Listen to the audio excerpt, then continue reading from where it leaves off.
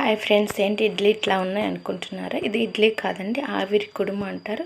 కొన్ని ఏరియాల్లో ఆవిరి కుడుము అని కూడా అంటారు. అంటే మినపప్పుల్లో ఎట్లాంటి రవ్వలు ఏమి కలుపుకుండా చేసేది. ఇది హెల్త్కి చాలా మంచిది. ఇది పాతకాలం నాటి వంట అని కూడా చెప్పవచ్చు. అమ్మమ్మల కాలం నాడు బాగా చేసేవాళ్ళు. ఇప్పుడు అంత ఎక్కువ ఏం చేయట్లేదు. దీన్ని ఎలా ప్రిపేర్ చేయాలో చూద్దాము. దానికోసం నేను ఒక కప్పు పొట్టు మినపప్పు అయితే నానబెట్టుకున్నాను. ఇవి 4 to 6 hours అయితే బాగా నానబెట్టుకున్న తర్వాత వాష్ చేసుకోవాలి. పొట్టు లైట్గా ఉన్నా పర్లేదు. మిక్సీ వేసుకునేటప్పుడే దీంట్లో రుచికి సరిపడినంత ఉప్పు వేసుకొని మిక్సీ వేసుకున్నాను. చూడండి, పిండి అయితే రెడీ అయిపోయింది. మనం ఇది అప్పటికప్పుడు వేసుకోవచ్చు అనమాట. పులియబెట్టాల్సిన అవసరం లేదు. నేను 2 ప్రాసెస్లు ఇదైతే వేస్తున్నాను. ఒకటైతే ఒక గిన్నెలో నీళ్లు పోసి పైన ఒక కర్చీఫ్ వేసి దానికి ఒక దారంతో అయితే కట్టేశాను అనమాట. అంటే కింద వాటర్ ఉంటుంది కదా, వాటర్ మరిగినప్పుడు ఆవిరికి పైన మనం వేసిన పిండి అనేది ఉడుకుతుంది అనమాట. ఇప్పుడు పైన మనం దీని మీద పిండి స్ప్రెడ్ చేసుకుందాము.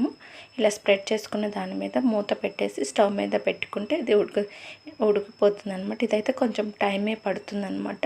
ఒక 15 to 20 minutes టైం అయితే పడుతుంది. చూడండి, ఇక్కడ నేను చూపించిన విధంగా అయితే పెట్టుకున్న తర్వాత పైన మళ్ళీ క్లాత్తో కప్పేయాలి. ఇంకెలాంటి ఆయిల్ అనేది యూజ్ చేయట్లేదు అనమాట. ఆయిల్ యూజ్ చేయం కదా, అందుకని హెల్త్కి కూడా మంచిదన్నమాట. మామూలుగా మనం ఇడ్లీ పాత్రలో ఎట్లా ఇడ్లీ వేసుకుందామో అట్లా కూడా వేసుకుందాం. ఒక ప్లేట్లో అయితే ఇట్లా ఇడ్లీలు వేసుకున్నాను. ఇందులో కూడా ఆయిల్ కానీ ఏమీ రాయట్లేదు నేను, అయినా కానీ బాగా వస్తాయండి. ఇది ఎముకలకి చాలా బలం అనమాట.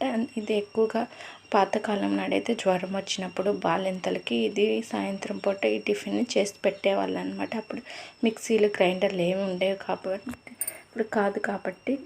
రోట్లోనే రుబ్బేవాళ్ళు అనమాట. అప్పటికప్పుడు వేసి పెట్టినా కానీ చాలా టేస్టీగా ఉంటుంది.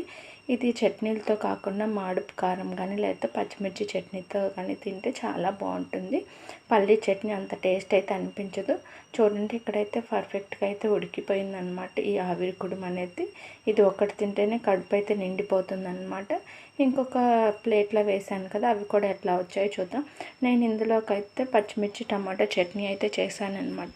ఈ చట్నీ బాగుంటుంది. అలాగే కారం ఇష్టం ఉన్న వాళ్ళు మాడుపు కారం వేసుకొని నెయ్యితో తినొచ్చు అనమాట.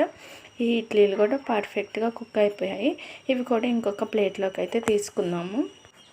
ఈ ఇడ్లీ అయితే హెల్త్ పరంగా చాలా మంచిదండి. అప్పటికప్పుడు చేసుకోవాలనుకున్నప్పుడు ఇట్లయితే చేయండి. అలాగే మీ పిల్లలకు కూడా చేసి పెట్టండి.